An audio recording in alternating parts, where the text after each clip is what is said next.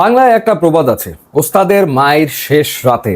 আর এই ফুটবল বিশ্বে ওস্তাদ আসলে একজনই, he is none other than Lionel Messi. Argentina এবারে বিশ্বকাপে মূলত আসলে খেলা শুরু করে যখন তারা আসলে গোল খায়, তারপর থেকেই আসলে আর্জেন্টিনার খেলাটা শুরু হয়। এরকম আমি আসলে কখনো দেখি নাই যে একটা দল তারা গোল খাওয়ার আগ পর্যন্ত একরকমের ফুটবল খেলে, আর যখন তারা গোল খায় তখন তারা আসলে ডিফারেন্ট লেভেলের ফুটবল খেলে, একেবারে ডিফারেন্ট লেভেলের ফুটবল খেলে।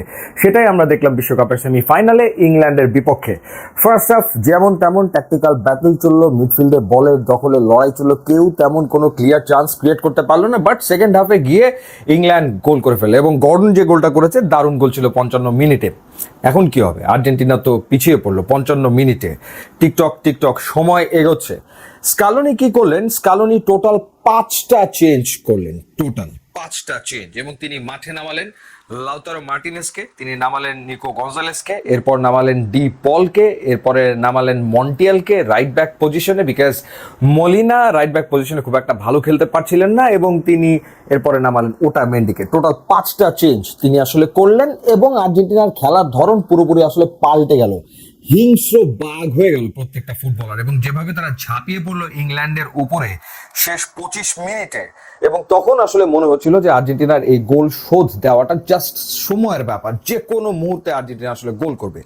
লাক ফেভার করছিল না, কারণ আসলে ম্যাকঅ্যালিস্টারের হেডার গিয়ে সাইড পোস্টে লাগলো, এরপর ম্যাকঅ্যালিস্টারের আর একটা শট গিয়ে আবারও পোস্টে লাগলো, মানে একই ম্যাচে ম্যাকঅ্যালিস্টারের 2টা শট গিয়ে পোস্টে লাগলো। বাট আর্জেন্টিনা তো হারতে কোনোভাবে রাজি না, তারা হারবে না, এই ডিটারমিনেশন নিয়ে এই টিমটা এবারের ওয়ার্ল্ড কাপে আসলে ফুটবল খেলছে।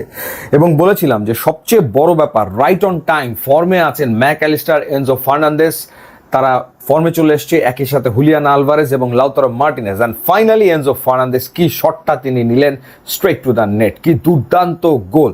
এবং কার অ্যাসিস্ট কে করেছে? ওই যে যথারীতি the magician of football world Lionel Messi, তার অ্যাসিস্টেই আসলে গোলটা এলো।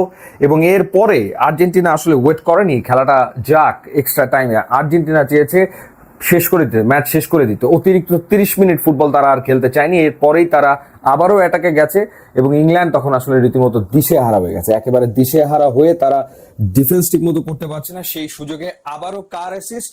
নান আদার দ্যান লিওনেল মেসির অ্যাসিস্ট, এবং সেখানে লাউতারো মার্টিনেজের কি দুর্দান্ত এক হেডার, যার কারণে আর্জেন্টিনা জয় পেয়ে গেল এবং আবারও চলে গেল বিশ্বকাপের ফাইনালে। এবং এই ম্যাচে স্কালোনি তার স্টার্টিং 11-এ যে চেঞ্জটা এনেছিলেন, অর্থাৎ তিনি জুলিয়ানো সিমিওনিকে খেলিয়েছেন, ডিয়াগো সিমিওনির ছেলে। এবং নিশ্চয়ই আপনাদের ডিয়াগো সিমিওনি এবং বেকহামের সেই ইনসিডেন্টের কথা খেয়াল আছে, ডেভিড বেকহাম লাল কার্ড পেয়েছিল, এবং সেই সিমিওনির ছেলে জুলিয়ানো সিমিওনি প্রথম থেকে খেলেছেন এবং দুর্দান্ত খেলেছেন, একেবারে জান প্রাণ দিয়ে খেলেছেন। কি পরিমাণ রান মেক করেছেন তিনি, উপরে উঠেছেন, নিচে নেমেছেন। এবং সবচেয়ে বড় ব্যাপার হচ্ছে, আর্জেন্টিনার জন্য সবচেয়ে বড় থ্রেট যে ছিল বেলিংহাম, তাকে খেলতে দিচ্ছিলেন না, তাকে আসলে নিষ্ক্রিয় করে রাখার আপ্রাণ চেষ্টা তার ভেতরে আসলে ছিল, এবং সেই কাজটা দুর্দান্তভাবে করেছেন। একই সাথে এনজো ফার্নান্দেস এবং ম্যাকঅ্যালিস্টার ডিফেন্সিভ ওয়ার্কে তাদের যে কন্ট্রিবিউশন, সেটা এক কথায় অসাধারণ ছিল। এবং ডেফিনেটলি ক্রিশ্চিয়ানো রোমেরো তিনি তো ছিলেন বটে, লিসেন্দ্রো মার্টিনেজও ছিলেন, তারপরেও গোলটা আসলে হয়ে গেছে, সো এটা আসলে হতেই পারে।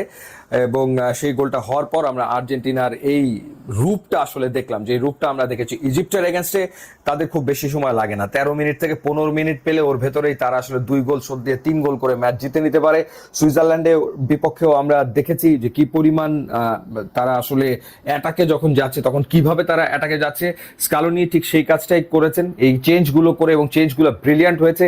বিকজ যখন আসলে রাইট ব্যাক পজিশনে খেলানো হলো মন্টিয়ালকে, তখন একের পর এক ক্রস, 10টা ক্রস করেছেন মন্টিয়াল মাঠে নামার পর, এবং তখন আসলে দারুণ একটা কম্বিনেশন তৈরি হয়ে গেছিল মেসি এবং এই মন্টিয়ালের সাথে। তারপরে তো মেসিও একের পর এক ক্রস করা শুরু করলেন। যখন আসলে আর্জেন্টিনা মাঝখান থেকে ঢুকতে পারছিল না, কোনো স্পেস আসলে পাচ্ছিল না, তখন তারা ক্রসে গেছে, এবং একের পর এক দুর্দান্ত ক্রস, এবং তটস্থ হয়ে গেছিল ইংলিশ ডিফেন্স।